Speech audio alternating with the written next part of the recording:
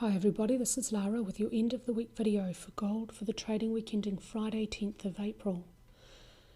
Unfortunately, data between bar chart, which I used to import into Motive Wave to do my Elliott Wave analysis, and data from stock charts have got a really big difference at the end of this week.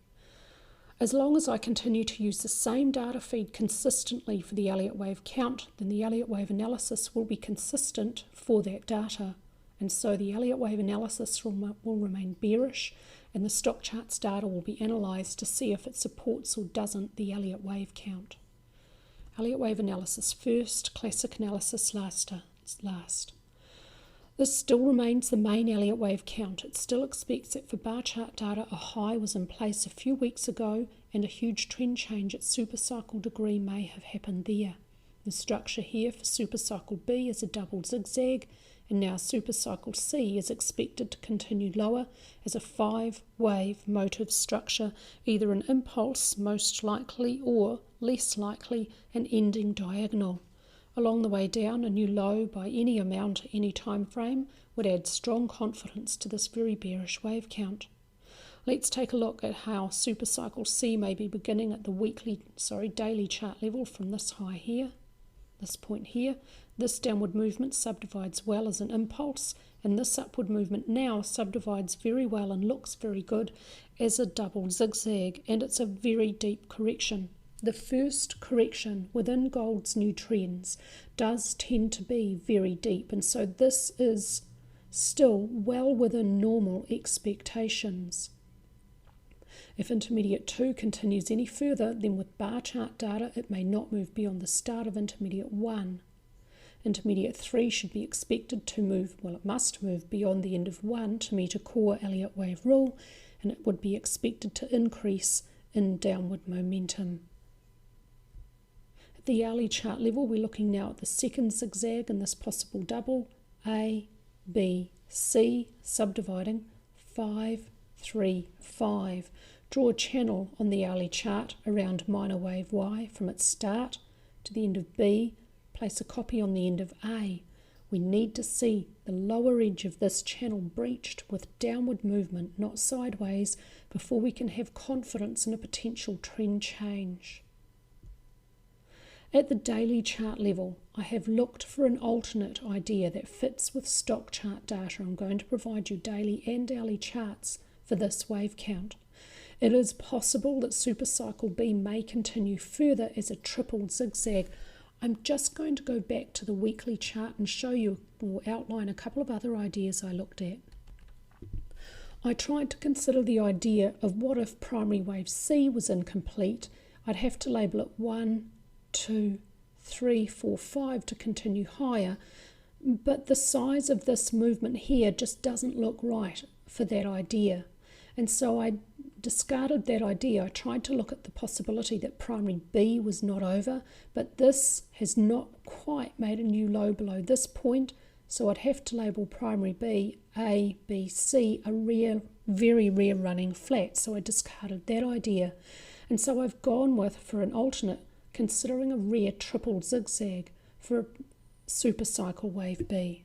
So that's why I've got this idea for an alternate, because at this stage it's the best alternate idea I can see that allows for new highs and for bar chart data to catch up with stock chart data. So I haven't changed the degree of labeling within this movement, and I'm still seeing a double zigzag over here, but now I'm seeing this as a corrective movement labeled cycle wave X, and now I'm considering that there may be a third zigzag in the multiple for supercycle B, a third zigzag to be labelled cycle wave Z, subdividing 5, 3, 5. Now the only problem here is the shallow and very brief nature of primary wave B. Well, apart from the fact that triple zigzags are fairly rare structures. I have seen a few over the years though. They're not as rare as running flats. They do occur. A target is for cycle wave Z to reach equality in length with cycle wave W, which was the first zigzag in the triple. This is an entirely possible wave count, and if you want to expect that bar chart data is going to catch up with stock charts data next week, and we're going to see new highs above this point from bar chart data, then this is a reasonable target. Within cycle wave Z, if primary B continues further, it may not move beyond the start of primary A below this invalidation point, which now becomes an important confidence point for the main wave counts. At the hourly chart level, and now looking at the middle of cycle wave Z with primary A, primary B, a brief and shallow double zigzag, and primary C must now subdivide as a 5-wave structure. Intermediate 1, 2 could be complete, or it could continue lower. It may not move beyond the start of 1, below the short-term invalidation point. At the weekly chart level, this is the bullish wave count, which is an alternate and has been an alternate for a while. It looks at the possibility that the bear market for gold ended back here and gold began a new bull market. If a bull market began here, it had the first wave up off lows has to subdivide as a 5-wave structure. This may be cycle wave 1 over here, following 5 steps forward, 3 steps back should unfold, and then another 5 step forward for a third wave. Cycle wave 1 subdivides as an impulse, cycle 2 subdivides as a double flat, cycle 3 subdivides as an impulse and has moved price well above the end of cycle 1. Cycle 4, a 3-step back pattern, should then unfold and may not move into wave 1 price territory below the invalidation point.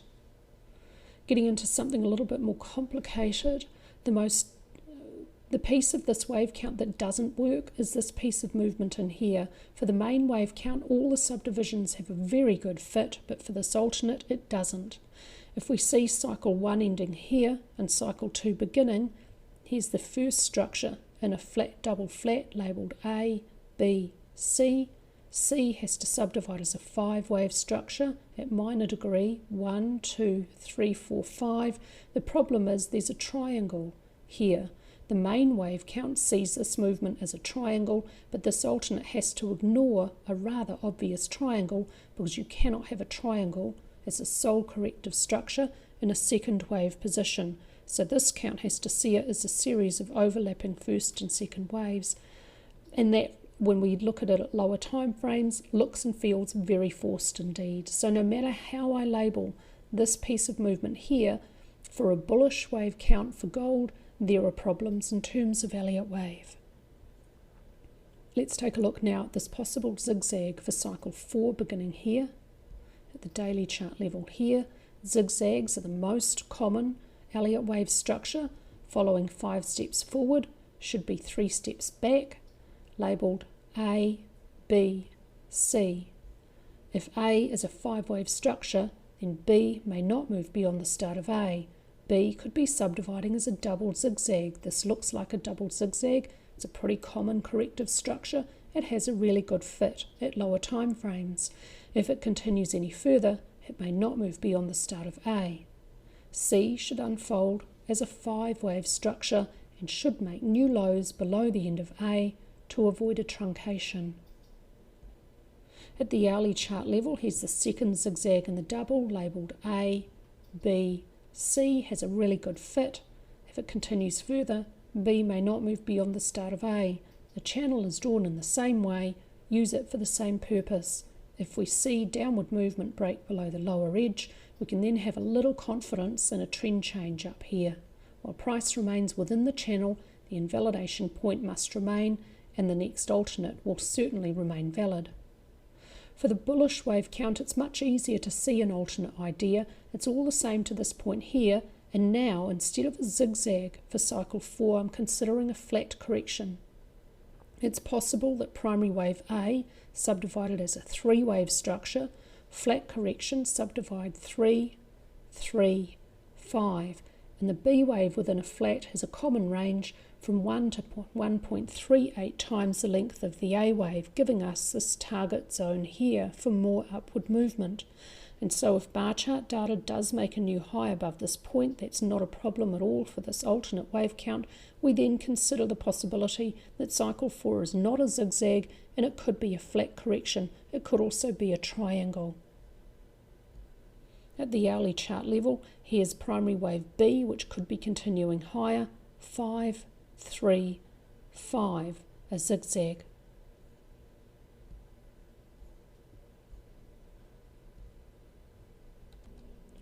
And now we can see the huge difference between stock charts data and bar charts data. Bar chart data has not made a new high above this week a few weeks ago, but stock charts data very strongly has. This upward movement from stock charts though this week has really weak volume, and so this upward breakout should be viewed with reasonable suspicion. For upward breakouts, for us to have confidence in them, they should have support from volume. Not only does this week have really weak volume, it's come after the previous upward trend reached very extreme and RSI reached overbought. On balance, volume is constrained below resistance. ADX is indicating again there's a very extreme upward trend, or an extreme upward trend. It's above both directional lines. It's pretty close to 45. If it gets there, it would be very extreme. ATR continues to increase. There's a lot of volatility in this market. RSI is back into neutral territory. It exhibits further bearish divergence, which I should also note on this chart. There's single and now double bearish divergence, again indicating weakness in upward movement. That, along with volume being very weak, puts a lot of suspicion on this upward breakout. Stochastics entering overbought, MACD fully bullish. At the daily chart level, there's two sessions, or three actually, which have made new highs above this prior point back here, which is the high that remains intact for the bar chart. It's coming with some decline in volume, although the very last session for Thursday, a wide-ranging day, closes near highs and does have a little support from volume for the short term. On balance, volume remains constrained though, and also exhibits some bearish divergence, which remains. RSI exhibits bearish divergence at daily and weekly chart levels, and at the daily chart level, the upward trend reached very extreme. ADX is caught up now and is telling us again that there is an upward trend at the daily chart level. It's again though, it's not near extreme, so there is room for upward movement to continue. Stochastics overbought and MACD fully bullish. The decline in volume is concerning for this upward movement, and it does look suspicious, but it could continue further. That's all from me this week with your gold analysis. I hope all our members are having an awesome weekend.